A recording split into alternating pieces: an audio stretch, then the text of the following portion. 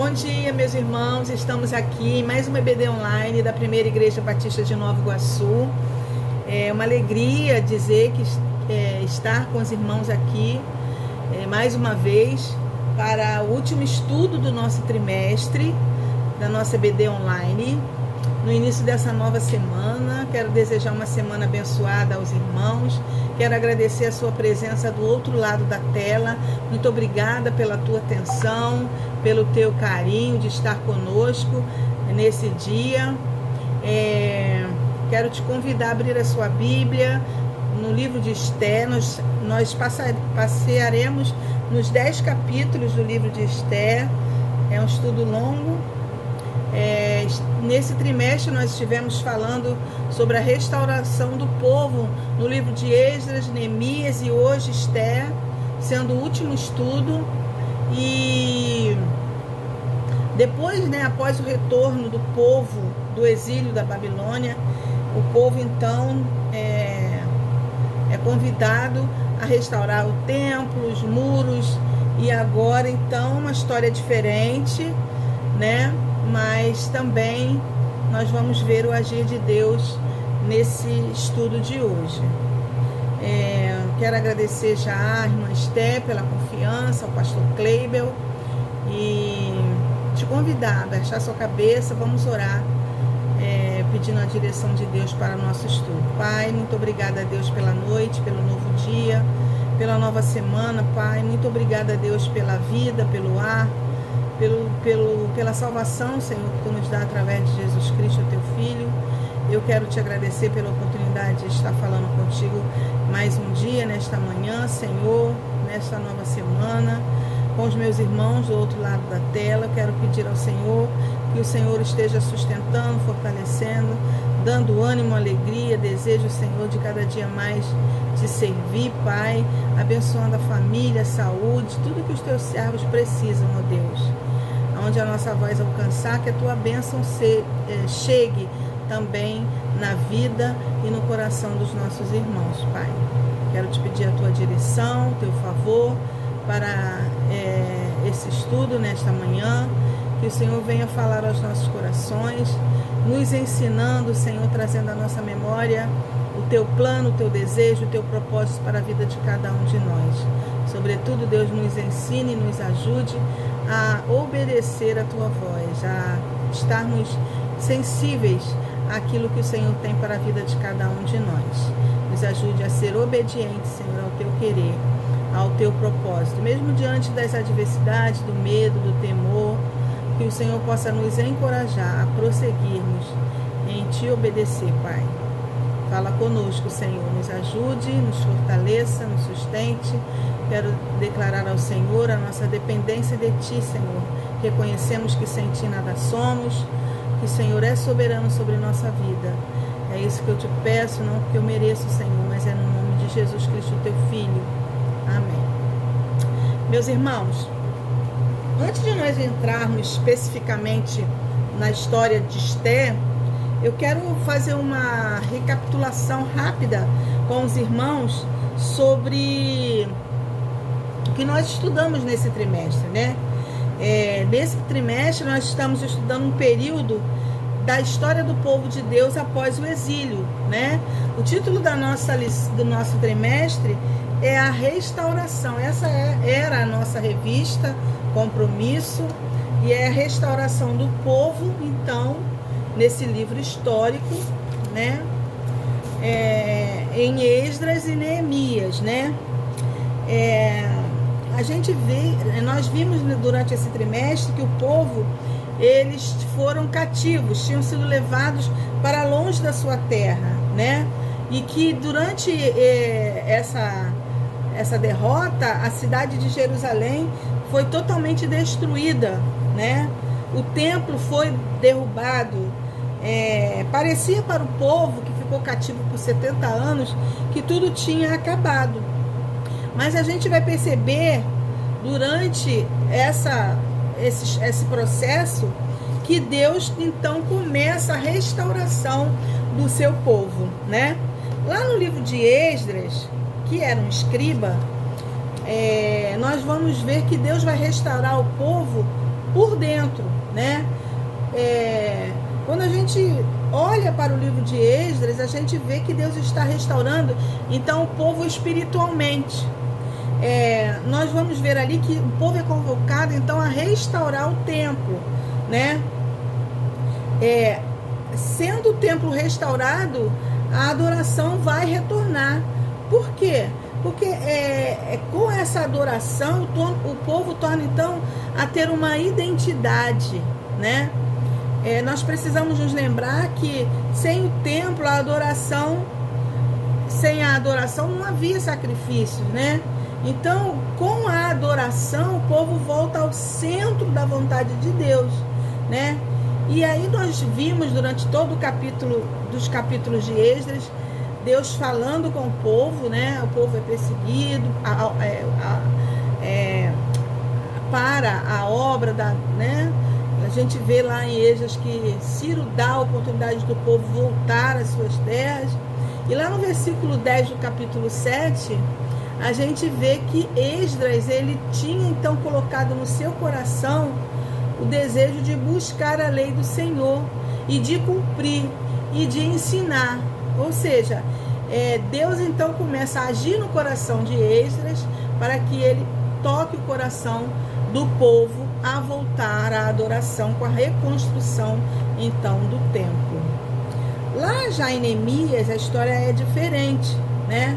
Também é uma restauração, mas agora Deus vai levantar alguém para reconstruir os muros, né? Nos 13 capítulos de Neemias, nós vamos ver o povo trabalhando para reconstruir o muro diante de muitas adversidades também, né? E a cidade, então, com essa reconstrução desses muros, a cidade, então, ela volta a ter proteção, eles voltam a ter a sua identidade de povo de Deus, eles voltam a ter segurança com a reconstrução dos muros. E nós vimos, então, lá em Neemias, que esse muro, apesar de todas as dificuldades, foi reconstruído em 52 dias, né? E lá em Neemias 4:6, nós vamos ver que, então, o povo, ele estava disposto realmente a reconstruir aquele muro, a trabalhar na reconstrução. E lá no versículo 18 do capítulo 2, nós vamos ver que Neemias então convoca o povo: levantemo-nos e edifiquemos. Ou seja, Deus então ele organiza a vida do povo para que os muros sejam reconstruídos para a proteção, para a segurança e para a identidade do povo. Então, meus irmãos, depois desses 13 capítulos de Neemias, nós vamos entrar então no livro de Esther. Aqui muda um pouco a história, né? Lá na reconstrução do templo, dos muros, o povo estava na cidade de Jerusalém. Aqui não, aqui eles estão fora da cidade, eles estão no império estrangeiro, né? Quando houve então a volta do exílio, o povo ficou espalhado, né? A gente chama de diáspora. E aí eles ficam espalhados nas províncias das 127 províncias do Império Persa, né? Uma coisa que é muito importante nós nos lembrarmos também é que o nome de Deus não se fala no livro de Esther, né? Mas a gente percebe que Deus está cuidando do seu povo em cada detalhe, né? E o versículo chave do livro de Esther é o versículo 14 do capítulo 4, que é o nosso texto áureo também, né? Eu vou ler rapidamente aqui com os irmãos. Abra a sua Bíblia, deixa a sua Bíblia aberta e vamos acompanhar. Porque se de todo te calares agora, de outra parte se levantará para os judeus socorro e livramento, mas tu e a casa de teu pai perecereis. E quem sabe se para conjuntura como esta é que foste elevada a rainha. Aqui o primo dela, Mardoqueu, então está falando isso para ela diante da ameaça de extermínio do povo, né?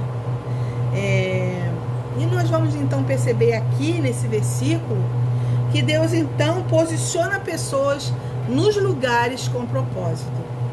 Nós temos estudado durante todo o trimestre virtudes, meus irmãos.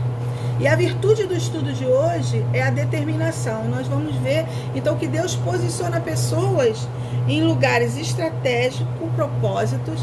E aqui nós vamos ver então a determinação do Mardoqueu e também de Esther, né, em cumprir o propósito de Deus. Então, meus irmãos, nós vamos entrar já na história, né, de Esther, diante dessa breve lembrança, né? Nós vamos entrar então na história de Esther, né?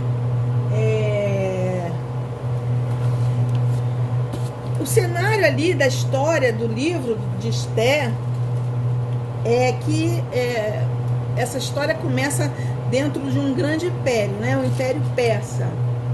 E nós vamos ver aqui que o rei, né? Ele liderava 127 províncias. É um grande território, é um vasto território, né?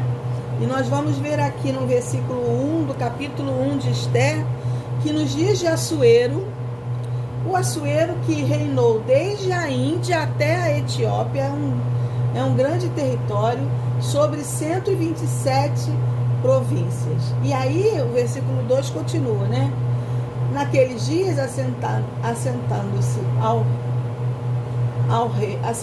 o rei Assuero no trono de seu reino, que está na cidadela de Suzã. E aí, no terceiro ano do seu reinado, ele deu um banquete para todos os seus príncipes e seus servos, no qual se representou a escola da Pérsia e da Média, e os nobres e príncipes das províncias estavam perante ele. Então, o rei Assuero, ele mostrou as riquezas da glória do seu reino e o esplendor da sua excelente grandeza, por muitos dias, por 180 dias. Então, nós vamos ver aqui que a história de Esther, ela começa longe de Jerusalém, né? O rei Assuero, também conhecido como Xerxes, diz que ele governava um grande império da Índia até a Etiópia. E os judeus que estavam ali espalhados nesse império, na diáspora, isso aí acontece entre os retornos para Jerusalém. Na época de Esdras, também os judeus voltaram para casa. Então, nessa volta, muitos ainda ficaram fora, vivendo então nessas terras estrangeiras, né? O povo, vale destacar que eles estavam longe, né? Diante de muitos povos diferentes, 127 províncias, né? E ali, dentro disso tudo, o povo então estava misturado com as línguas dos povos, com a cultura dos povos e com as religiões variadas daqueles povos. O povo estava então totalmente absorvido numa cultura diferente da que Deus desejava para eles, né? E é muito importante destacar que era um império muito grande, né? Mas a gente percebe aí já que Deus cuidava de cada detalhe. Até lá dentro do palácio do rei, Deus estava cuidando. E o problema disso tudo é que era grande demais o problema que teria aquele povo todo lá espalhado, né? E aí nós vamos ver então que os territórios, eles eram totalmente dominados por aqueles povos, né? O reino de Assuero, nós vemos aqui no versículo 3 e do versículo 4, era um reino cheio de poder e de orgulho, né? E aí, aqui, logo no começo do capítulo 1, nós vamos ver que ele faz uma grande festa, então, para mostrar a sua riqueza, o seu poder e a sua grandeza. Então, a gente vê aqui que a festa dura 180 dias. E aí, no meio dessa festa, acontece algo muito importante, né? E nós vamos ver aí no versículo 10, a partir do versículo 10, né, 9, também a rainha Vasti, que era a esposa de Assuero, dá um banquete às mulheres na casa real do rei Assuero, né? E no 7º dia, já estando o rei com o coração alegre de vinho, mandou então chamar a rainha Vasti. E aí ele pede aos seus súditos que introduzam à sua presença a rainha Vasti com a coroa real, para mostrar aos povos e aos príncipes a beleza, a formosura dela, né? Pois ela era muito bonita, muito formosa, o texto fala. Mas acontece algo muito difícil aqui, né? Para o rei. A rainha recusou a vir por intermédio dos eunucos, segundo a palavra do rei, pelo que o rei muito se enfureceu e ficou muito irado. Então nós vamos ver aí que a partir daqui, desse versículo 12, Vasti então ela é retirada do reino, da sua posição de rainha, né? Acontecendo isso, então surge uma nova vaga para uma nova rainha, né? E aí aqui a gente já começa então a perceber o cuidado de Deus, o agir de Deus, mesmo sem Deus ser mencionado, né? Então nós vamos ver aí que Esté vai entrar na história, né? No versículo do capítulo 2. Passado estas coisas e já apaziguado o furor do rei Assuero, Ester 2:1, lembrou-se de Vasti, de que ela fizera e do que tinha decretado contra ela. Então os jovens do rei que lhe serviam disseram que trouxessem moças virgens e de boa aparência e de formosura, né? E aí, no versículo 5, né, no versículo 4, eles falam: a moça que cair no agrado do rei, que reine no lugar de Vasti. E aí, na cidadela de Suzã, havia um homem judeu, benjamita, chamado Mordecai, filho de Jair, filho de Simei, filho de Quis, parente de Saul,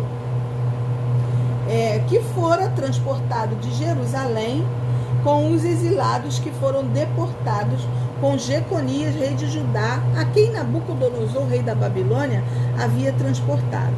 Então, aqui no versículo 7, ele diz que ele, Mardoqueu, criava Adassa, que é Esté, filha do seu tio, a qual ela não tinha pai nem mãe, e era uma jovem muito bela, de boa aparência e de formosura. Tendo morrido o pai e a mãe, então Mordecai tomara ela como sua própria filha, né? E ele pede então no versículo 10 que ela não declare o seu povo nem a sua linhagem, pois Mordecai lhe ordenara que ela não fizesse isso, né? E aí nós vamos ver então no versículo 17 que o rei amou a Esté mais do que a todas as mulheres, e ela alcançou perante ele favor e benevolência, mais do que todas as virgens. O rei lhe pôs na cabeça a coroa real e lhe fez rainha em lugar de Vasti. E aí no versículo 18 ele dá um grande banquete, né? E Esté então fica calada com relação à sua linhagem. A gente vai ver aí, a partir do versículo 21, né? Nós vamos ver então que ela então é levada ao palácio, ela é escolhida como rainha, e aí Deus já então posiciona Esté no lugar certo, mesmo sem que ninguém perceba, né? E aí a gente vê aí a partir do versículo 21 um grande perigo se levantando já contra o povo de Deus, né? Naqueles dias, estando Mordecai sentado à porta do rei, 2 eunucos do rei da guarda se indignaram e tramaram atentar contra o rei Assuero. E isso veio ao conhecimento de Mordecai, que revelou a Ester, e Ester disse ao rei. Então, investigou-se o caso, no versículo 23, e era fato que ambos foram pendurados numa forca, né? E isso foi escrito no livro das crônicas. É muito importante a gente ler esse pedaço, porque mais à frente nós vamos entender por quê. E aí, depois que aconteceu todas essas coisas, nós vamos ver que vai surgir aí na história um homem chamado Amã, que se torna então poderoso no reino. Mas ele odeia Mordecai, né? Ele é orgulhoso, a gente vai ver aqui, ó, depois dessas coisas, depois de tudo que aconteceu, de Ester ser coroada e de haver essa conspiração contra o rei, Assuero então engrandece Amã, o filho de Amedata, Agagita, e o exaltou e lhe pôs o trono acima de todos os príncipes que estavam com ele. Então, quando Amã passava, todos se curvavam diante deles. Mas Mordecai não se inclinava, nem se prostrava. Então os servos do rei que estavam à porta do rei disseram a Mordecai: por que transgrides a ordem do rei? E sucedeu, pois, que dizendo-lhes isso, dia após dia, e não lhes dando ouvidos, eles contaram então para Amã que Mordecai não se curvava diante dele. E aí, Amã então fica irado com isso, né? E aí, a partir do versículo 7 do capítulo 3, nós vamos ver aqui que Amã então lança sortes para decidir a destruição, o extermínio do povo de Deus, né? E aí então ele cria um decreto para exterminar os judeus. E aqui então nesse capítulo 3 é um ponto muito crítico da história, né? O povo de Deus está ameaçado e eles estão vulneráveis, então espalhados por todo o império, né? Aqui o cenário que está preparado é para a aniquilação de todos os judeus em todas as províncias da Pérsia, né? E mesmo diante de uma ameaça tão grande, a gente vai perceber que Deus está trabalhando em favor do seu povo. E mais na frente nós veremos então que essa tragédia será aniquilada, evitada. Então, meus irmãos, no versículo 10 e 11 do capítulo 3, nós vamos ver que o rei dá a Amã um anel. Esse anel é a maior autoridade, né, para alguém do império. Então, mesmo a gente vai perceber que mesmo nas mãos de Amã, esse anel não poderia destruir o povo de Deus. Por quê, meus irmãos? Porque nada é capaz, nenhuma arma é capaz de aniquilar o povo de Deus, né? Aquele povo que Deus escolheu para cumprir os seus propósitos eternos. A partir do versículo 4, nós vamos ver então a resposta do povo, né? A postura dos servos de Deus diante da aflição. E a gente vai ver aqui que muitas vezes, trazendo para nós diante das aflições, nós nos sentimos fracos. Cada um age com as aflições de uma maneira diferente. Algumas pessoas elas se paralisam, outras elas ficam desesperadas, outras entram em depressão, outras procuram saídas erradas. A gente vai ver que está acontecendo aqui algo terrível, meus irmãos. É um decreto de morte. Ester estava ameaçada a morrer, ela era judia também, né? E diante dessa atitude, diante dessa eminente tragédia, né? Diante de nós, quando estamos diante de uma tragédia, de algo terrível, de uma tristeza, de algo que nos abale, cada pessoa tem uma atitude diferente, né? Mas Ester, nós vamos ver aqui que o seu primo Mordecai, diante dessa eminente destruição do seu povo, ele toma uma atitude, ele pede ajuda à rainha, ele vai até lá, né? Nós vamos ver aí. Quando soube Mordecai tudo quanto havia passado, ele então rasga as suas vestes e se cobre de pano de saco e de cinza. E saindo pela cidade, clamou com grande amargo e clamor. E aí então as servas de Esté, os eunucos, fizeram saber que o que estava acontecendo, né? E ela então manda roupas para Mordecai. Mas ele rejeita e se apresenta a ela e faz saber a ela tudo o que está acontecendo, né? Então, ela tem medo, meus irmãos, diante desse desafio. Ela também tem medo. E nós vamos ver aí no versículo 5 que Esté então chama um dos seus eunucos e pede a ele que sirva a ela e lhe ordene que ele vá saber com Mordecai tudo o que está acontecendo, né? E ela então decide investigar o que está acontecendo, né? E nós chegamos então ao nosso texto áureo, né? Então o seu primo chama ela a sua razão, né? Pergunta a ela, não sabe se como um tempo como este foi por esse tempo que você chegou a esse reino? Mas ele tem uma fé tão grande, né, que ele fala que se ela não fizer nada, com certeza Deus levantará para os judeus um socorro e um livramento.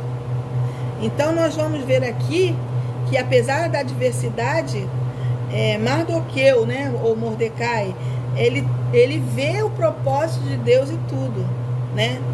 E aí nós vemos que mesmo diante da crise há pessoas que conseguem enxergar o agir de Deus. E não foi então diferente com Mordecai. Ele viu o agir de Deus. E no versículo 16, então, ela pede então a ele que junte o povo em oração, em jejum por 3 dias, para que Deus dê a ela a direção do que fazer. E o povo então faz tudo quanto Esther lhe ordenou, né? E ela então fala, né? Então ela toma então essa decisão corajosa de ir falar com o rei. E ela fala, se eu perecer, pereci, né? Foi então a vontade de Deus. No capítulo 5, nós vamos ver então a estratégia que Deus deu a Esté para que ela consiga resolver essa questão tão importante. Ela passeia diante do palácio, né? Porque ninguém podia chegar diante do rei sem ser convidado, né? Nem a sua própria rainha. Ela precisava ser chamada, convocada à presença do rei. Então ela passeia diante dele, e ele olha e vê, estende o cetro e ela vai, então, se apresenta e faz o convite ao rei. No capítulo 5 a gente vê isso. Faz o convite para que ele e seu servo Amã vá com ela ao banquete que ela prepararia para o rei. E o rei então fala para ela que que ele daria metade do reino dela. Durante tudo isso que está acontecendo, nós vamos ver também que Deus então dá após esse banquete ao rei uma insônia. Ele não consegue dormir nessa noite, né? E aí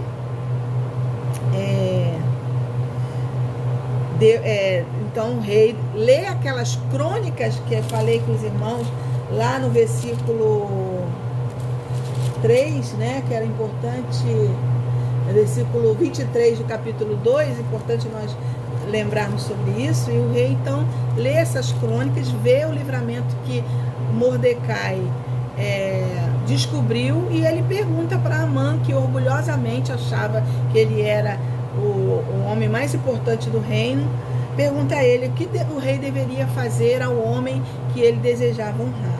E nós vamos ver aí nesse capítulo que então Mordecai é honrado pelo rei, e através da mão daquele homem que mais odiava ele, né? E ele fala o que o homem, o rei deve fazer ao homem que ele deseja honrar. E ele fala, deve vestir com vestes, né? Deve ser uma pessoa que desfile pela cidade com o mais poderoso do reino. E aí então nós vamos ver que aqui no capítulo 6 que começa então já a decadência de Amã, né?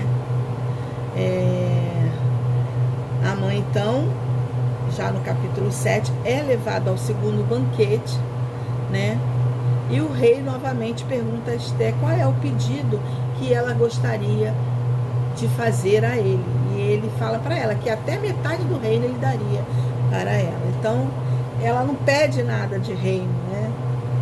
Ela vê, então a gente vai ver aqui no versículo 2 do capítulo 7, que no segundo dia, durante o banquete do vinho, disse o rei a Esté: qual é a tua petição, rainha Esté? E se te dará que desejas, cumprir-se-á ainda que seja a metade do reino. Então respondeu a rainha Esté e disse: se perante ti, ó rei, achei favor, e se bem parecer ao rei, desse-me por minha petição a minha vida, e pelo meu desejo a vida do meu povo, porque nós fomos vendidos, eu e o meu povo, para nos destruírem, matarem e aniquilarem de vez. Se ainda como servos e como servas nos tivessem vendido, calar-me-ia, porque o inimigo não merece que eu moleste o rei.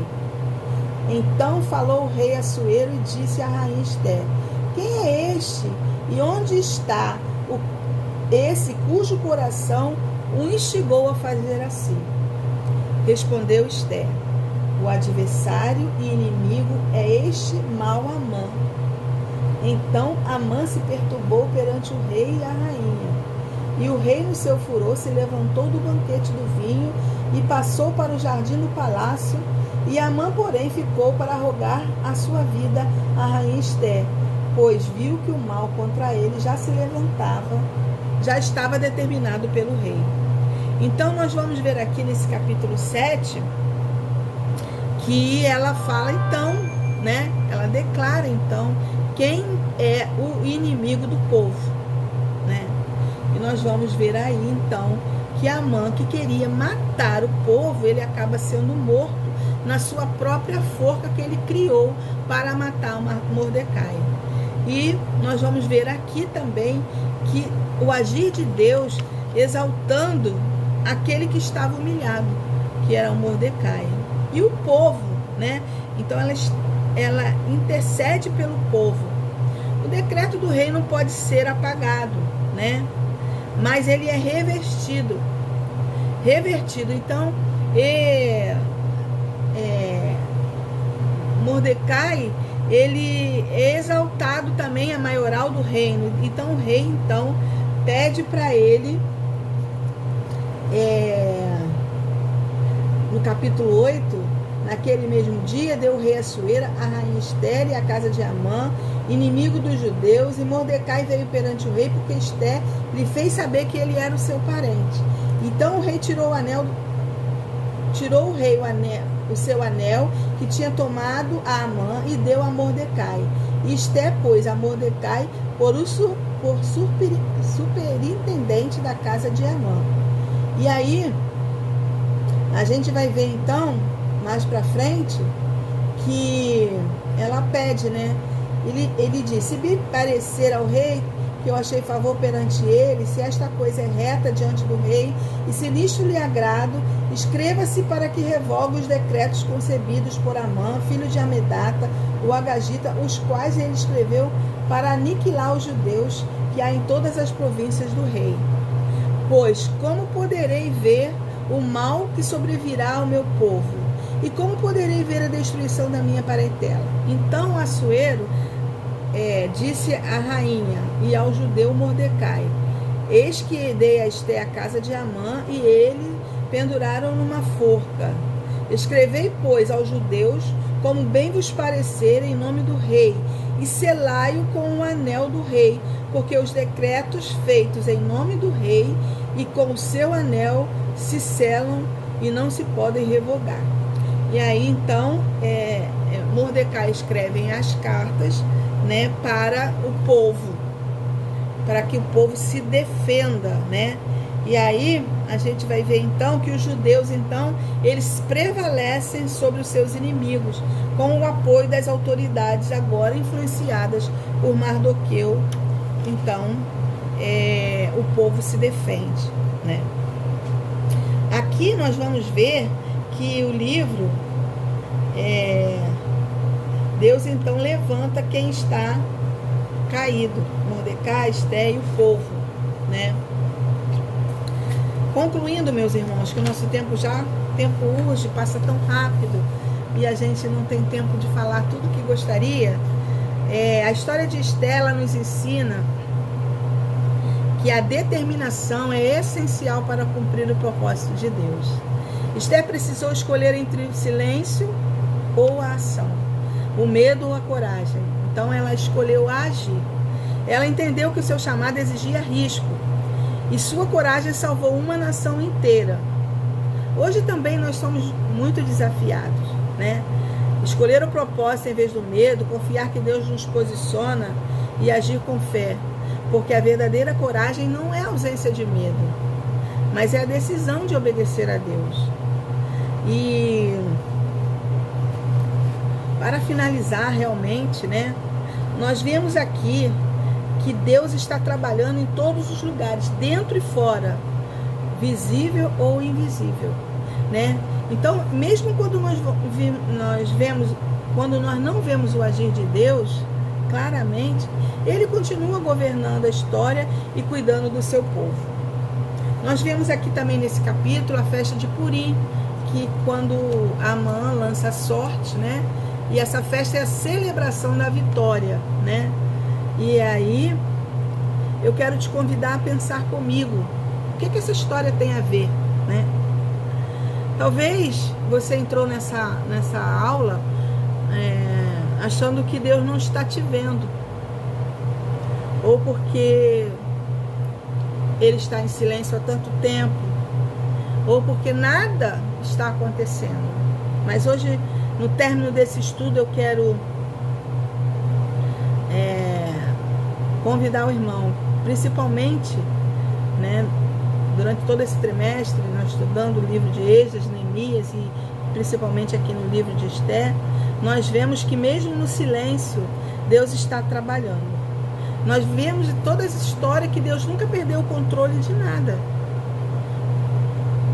Então, a gente aprende aqui